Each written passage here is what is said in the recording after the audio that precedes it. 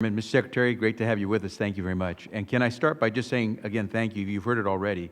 The Earned Income Tax Credit, I think many of us see that right now, while the middle class and what I call the aspiring class, those that want to get to the middle class, as they continue to get squeezed, they see everything working well in the economy for corporate profits and at Wall Street, but they haven't yet seen their paychecks grow the way they'd like. Thank you for speaking to those families in the middle who have been working hard. They've been more productive than American workers in the past. They just want to see their paychecks grow. And so the Earned Income Tax Credit for those working families is going to be helpful. Your proposal, the President's proposal for an expanded child credit for working families who've got kids who aspire to see them go to college, that's going to help. And can I just applaud you and the President and the team for focusing on child care. I'm fortunate, my 3 daughters, 2 of them already in college, 1 on the way. We're there. But I know there are a whole lot of families back home who are wondering how they're going to get there. They got to make sure their kids are first taken care of. So the child tax, the dependent care credit for those who have kids and want good daycare, good ability to take care of their kids while they're working, that's critical. And so thank you for the work that you're doing there in that regard. How many families does the President estimate will be helped by these credits that are going to middle class and aspiring families in America? The child tax credit, the Earned Income Tax Credit. Are we talking thousands? Or are we talking millions?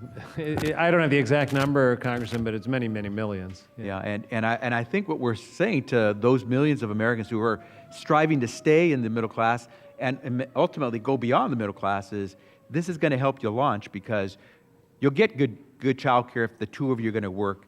You'll have an opportunity to get some support if you're working but not making a whole lot of money, but you're still working. You're doing it the way we want people to do it.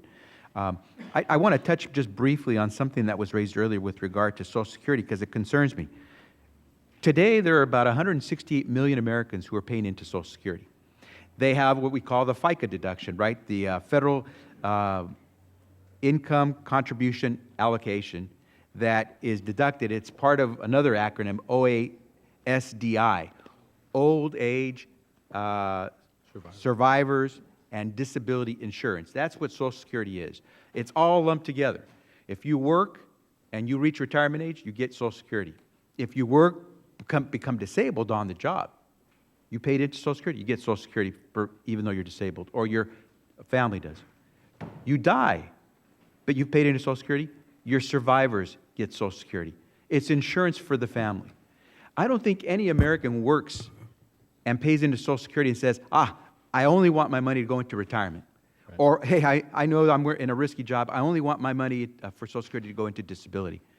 In fact, 11 times this Congress, not this Congress right today, but Congress over the years with the administrations, whatever administration has been, we've worked to make sure that we always have the money allocated for the disability side of Social Security, the survivor side of insurance for Social Security, or the retirement side of Social Security. But all of a sudden, we see this crisis being manufactured by those who say that of the $3 trillion that Social Security has in its trust fund, that none of it can be made available for Americans who worked hard but became disabled or for their families. 11 times over the years, Congress with the administration has worked to make sure that we always make sure of the money that's out there in the trust fund, it goes out to those Americans who worked and paid into the OSDI fund. And so I hope that we don't tell the 59 million Americans who today are receiving Social Security, 11 million of them, disability insurance under Social Security, that they are in jeopardy of losing their money because someone wants to manufacture a crisis and say, of the $3 trillion the trust fund has, that we can't make that available to Americans because some technical glitch here in Washington is preventing us from moving forward to do what we've done in the past 11 times on a bipartisan basis to make sure Americans get their Social Security, whether it's retirement Social Security, whether it's disability Social Security, or whether it's because you died and now your survivors need their Social Security. I hope that we don't play that game. And finally, with the last moment I have, I just want to mention, Mr. Secretary, I hope this administration, as we move forward in trade, that we don't leave out currency manipulation as something we attack.